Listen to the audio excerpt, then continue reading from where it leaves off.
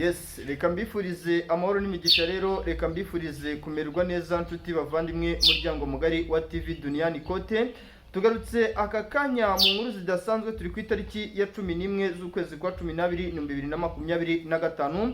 Mbifuriza kumererwa neza, mbifuriza amahoro n'imigisha bikomoka kuri Nyagasani, impagarike n'ubugingo bigume mu mitima yanyu. Rero mwebwe mudukurikira mu gihugu cy'u Rwanda, mu majyepfo, mu majyaruguru, iburengerazuba, iburasirazuba, mu mujyi wa Kigali, rwose tubifurije kumererwa neza, tubifurije amahoro n'imigisha bikomoka kuri Nyagasani.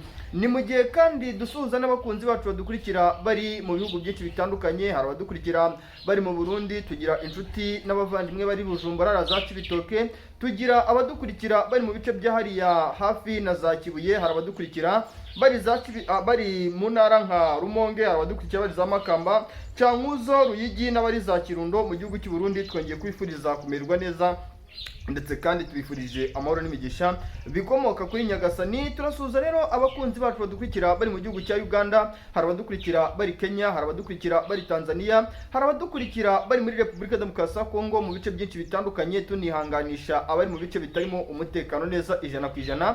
Tunabibutsa yuko M23 ibereyeho kubatabara kandi iri gukora buri kimwe cyose gishoboka kugira ngo ubuzima bwanyu buve mu kaga. Ni mu gihe kandi dusuhuza abakunzi bacu badukurikira bari hanze ya Afurika y'Iburasirazuba, cyane cyane ni inshuti ndetse kandi zikaba amagara zidukurikira ziri muri Afurika y'Epfo. Hari abadukurikira bari Malawi, Mozambique. Mumeze mute? Coup de chapeau nshuti bavandimwe.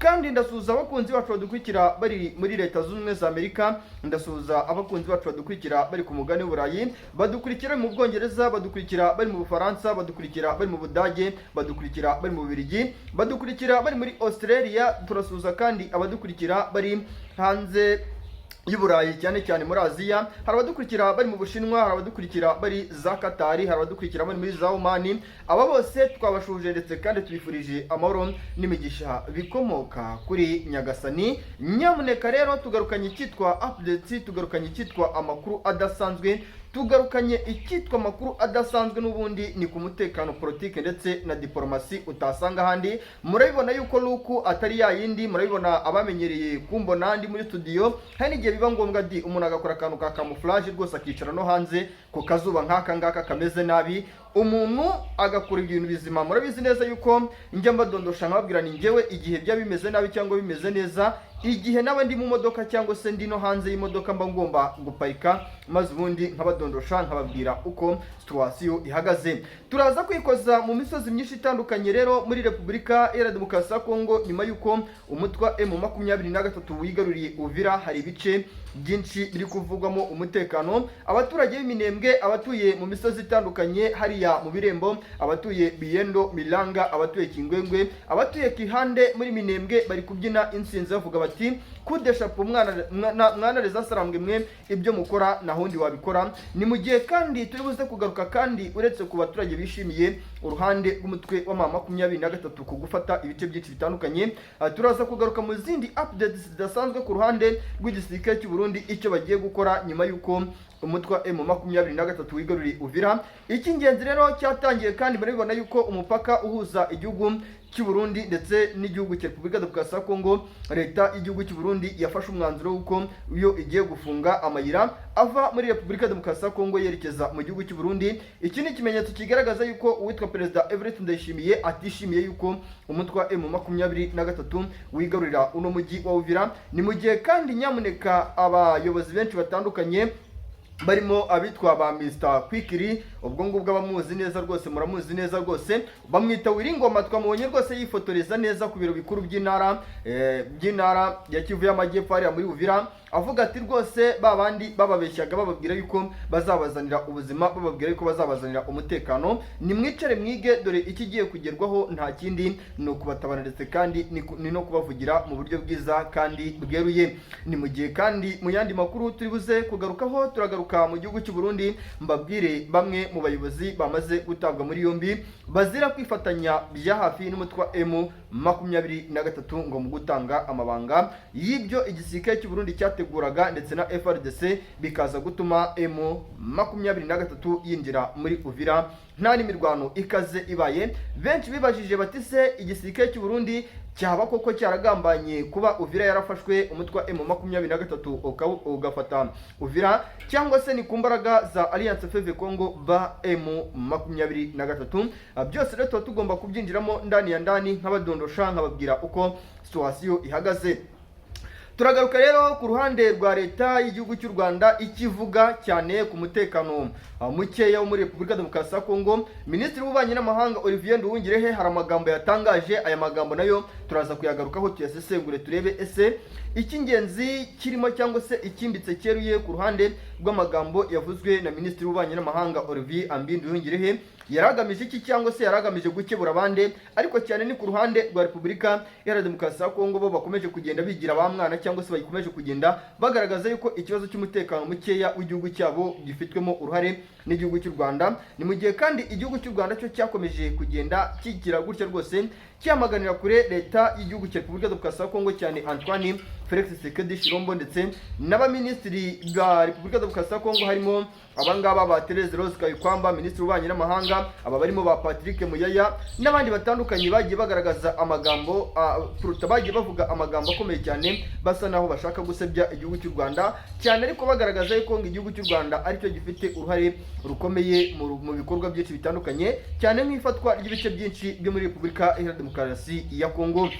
Nk'ubu rero turi kuvugana mu gihugu cy'u Burundi, icyitwa abasirikare bakomeje kudiployingwa ahitwa za Rumonge, abasirikare benshi bakomeje kudiployingwa ahitwa za Makamba. Izi ni deployment ziri gukorwa ku ruhande rw'igisirikare cy'u Burundi, ariko nanone bikavuga yuko impamvu ikomeye cyane ikomeje gutuma izi deployment zikorwa ni ikikango gikomeye yuko igisirikare cy'u Burundi mu gihe cyaba cyongeye kugaba igitero bakufatanyije n'abacacu n'abasirikare ba FARDC bakoresheje indege za Sukhoi 25, M23 ishobora guhita ibinjirana Bujumbura ikajya kubafatira aho barereye, kandi biragaragara yuko ibice byose strategique umutwe w'intare za Sarambwe wamaze kubigeramo. Aha nakubwira nk'imisozi ya za Kawezi, nkakubwira imisozi ya za Runingo, nkakubwira ibice bya Kavimvira byacagamo ibikoresho by'igisirikare cy'u Burundi byerekeza mu misozi y'Iminembwe kujya kubabaza bikomeye abaturage batuye mu misozi y'Iminembwe. Ahangaha igisirikare cy'u Burundi gifatanyije na FDLR yavuye mu Rwanda mu 1994 ikoze jenoside igahungira ku butaka bwa Repubulika Iharanira Demokarasi ya Kongo no mu bindi bihugu bitandukanye byo ku isi, ariko cyane Tshisekedi Tshilombo n'uwitwa Perezida Evariste Ndayishimiye we bakomeje kugenda bagaragaza yuko FDLR ari agaho kwiziritse ku kandi ku ruhande rw'uyu mutwe, ndetse kandi n'ibi bihugu ari byo Repubulika Demokarasi ya Kongo ndetse kandi n'igihugu cy'u Burundi. N'igihugu cy'u Burundi rero cyongera no kwishinza gufatanya na FDLR, ariko bavuga yuko badacumbikiye FDLR ngahubwo ngo bafatanyaga na FDLR nk'uko bafatanyaga n'abandi bacancuro. ngo ibi ntabwo bikwiye gushinzwa uwitwa Perezida Evariste Ndayishimiye, ngahubwo byagakwiye kuba bishinzwa uwitwa Antoine Felix Tshisekedi Tshilombo. Birumvikana yuko uwitwa Perezida Antoine Felix Tshisekedi Tshilombo uwitwa Perezida Evariste Ndayishimiye we akomeje kumutaba mu nama uko umunsi ugenda uzaza undi. Nagiye mbabwira nti iyi ntambara muri Repubulika Demokarasi ya Kongo, iyi ntambara mwabonye muri teritwari ya Masisi, mukayibona muri Rushuru, mukayibona muri Rubero, ibice byinshi bifatwa. Ndababwira nti ikigiye kuzaba nta kindi, aba bagabo babiri bagaragara nk'aho ari inshuti mu gihe M23 yabakubise inshuro muzababona bisubiranamo. Ubu rero byatangiye, igihugu cy'u Burundi cyatangiye kwihakana FDLR, kandi twese turabizi yuko igihugu cy'Ububiligi cyatangaga ibikoresho ndetse kandi kigatanga n'amafaranga menshi cyane mu rwego rwo gusapotinga iyi FDLR kugira ngo ikomeze yitoreze ku butaka bw'igihugu cy'u Burundi. Twarababonye za Bururi, twarababonye hariya mu birindo by'igisirikare cy'u Burundi hariya za Cibitoke, twarababonye igisirikare cy'u Burundi kibashyira hagati mu gisirikare cyabo. Aka kanya Perezida Evariste Ndayishimiye n'abasirikare bamurinda byeruye kandi byimbitse biravuga yuko iyi FDLR irimo, nubwo uyu Perezida Evariste Ndayishimiye nyuma yo gukubitwa inshuro ndetse kandi akambutswa imisozi n'ibibaya muri Repubulika Demokarasi ya Kongo muri Sud Kivu, aho akomeje kugenda agaragaza yuko ngo nta gukorana na FDLR, ariko twese turabizi uretse ko atari nayo ngingo nshaka yuko tugarukaho. Muri Warikare rero naho ibintu byakomeye, amakuru angezeho dukesha imboni zacu ziherereye hara mu bice bya Warikare baravuga ndetse kandi baremeza yuko imisozi ya Ura aka kanya M23 yamaze gufata agasozi kitwa Kasumbuku. M23 yamaze gufata agasozi kitwa Oshokale. Ni mu gihe kandi M23 ikomeje kudeployinga ibikoresho biri kuva ahitwa za Kishanga bizamuka ku muhanda RP 1350 byerekeza mu byerekezo bigana ahitwa za Ishunga na Mpofi, kugira ngo igisirikare cya FARDC bongere kukibabaza ku rwego rudasanzwe ndetse kandi mu buryo budasubirwaho, nyuma yuko n'ubundi FARDC yo ikomeje gukwira imishwaro uko umunsi ugenda uzaza undi. M23 yo ifite gahunda yo gutabara muri rusange abaturage batuye muri Kivu y'Amajyaruguru ndetse kandi no muri Kivu y'Amajyepfo.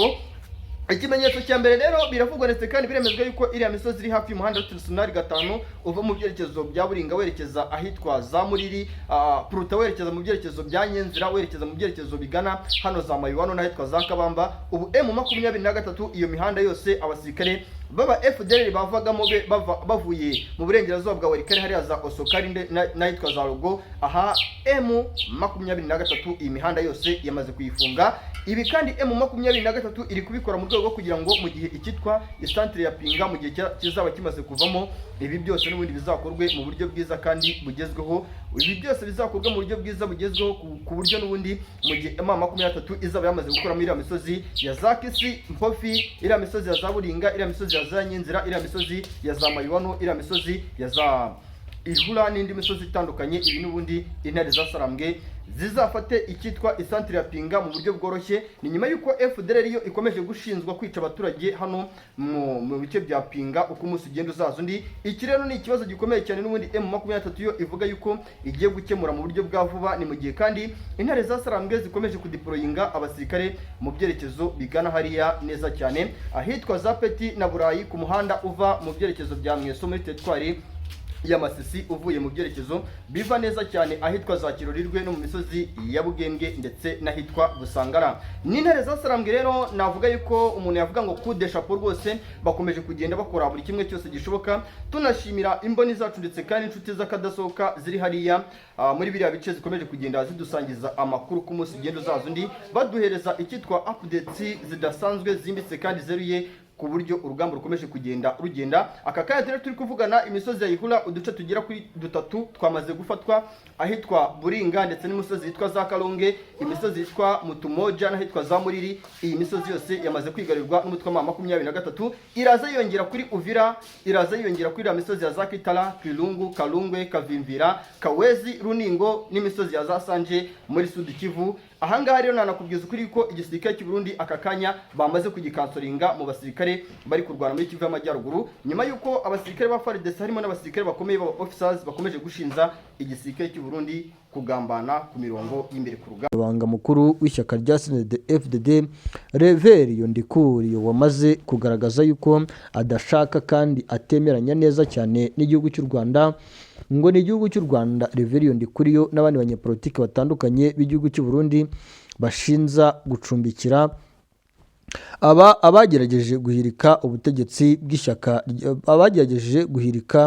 abagerageje guhirika ubutegetsi bw'umugabo witwa Pierre Nkurunziza ayobora igihugu cy'u Burundi mu mwaka wa 2015 nk'uko amakuru akomeje guturuka mu gihugu cy'u Burundi akomeje kugenda abitangaza.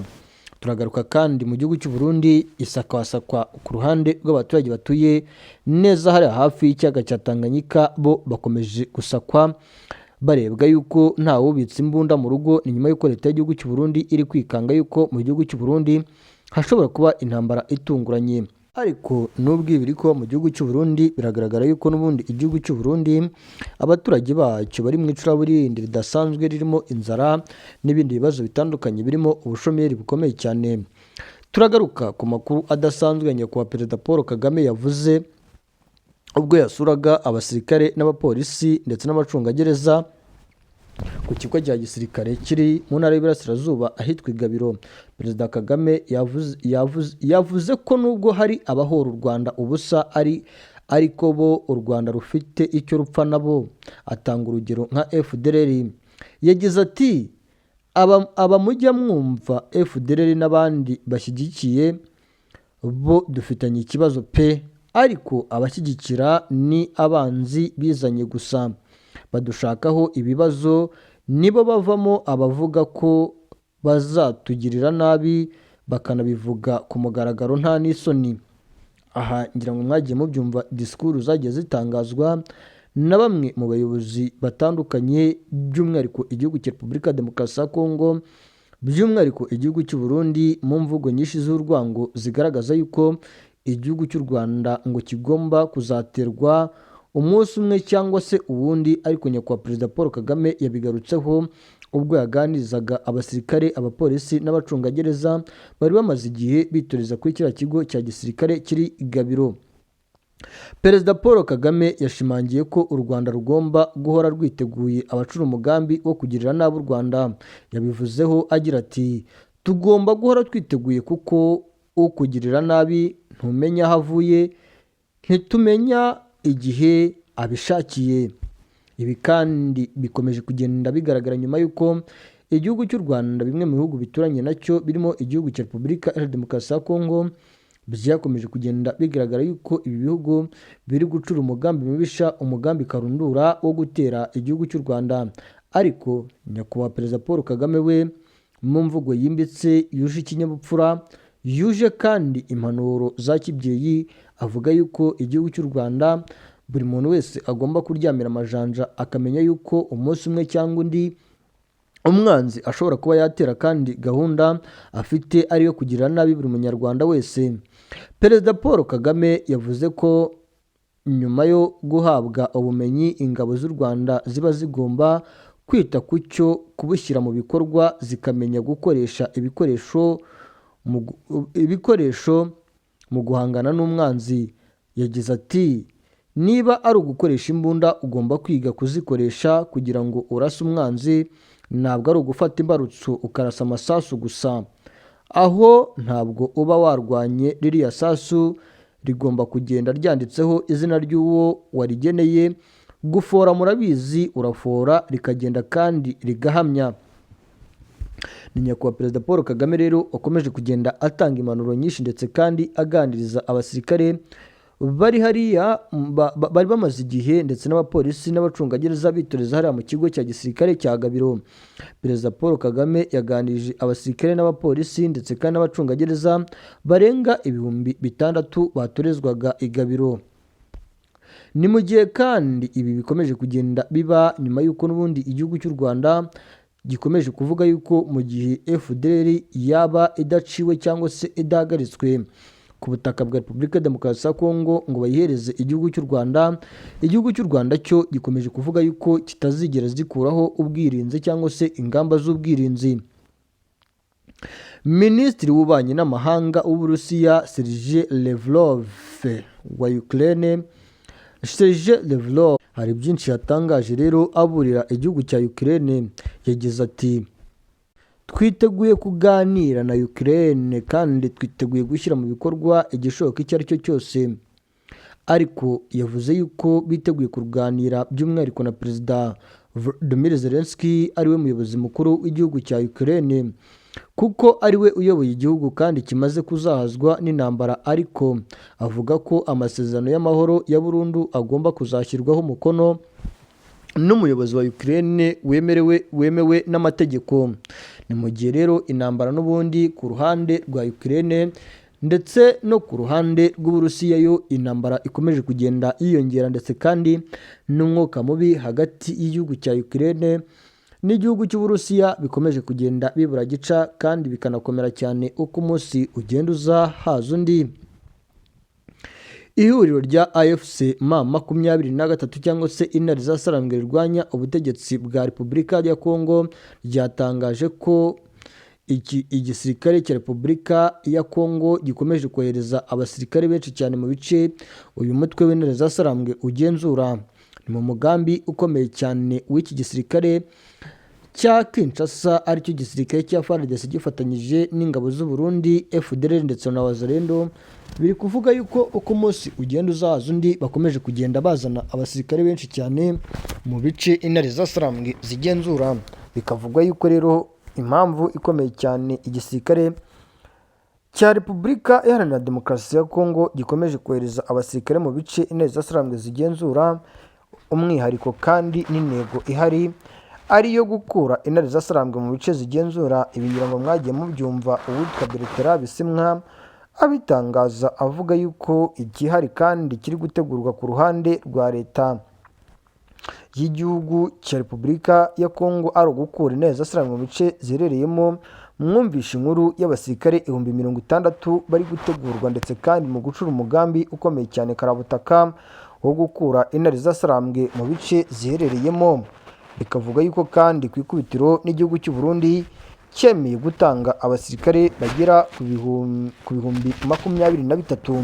Ni mu gihe ngo igihugu cy'u Burundi gitewe inkeke nuko intare zasarambwe zikomeje kugenda zisatira ibice byinshi bitandukanye biherereye hariya muri Kivu y'Amajyepfo, by'umwihariko umujyi wa Uvira.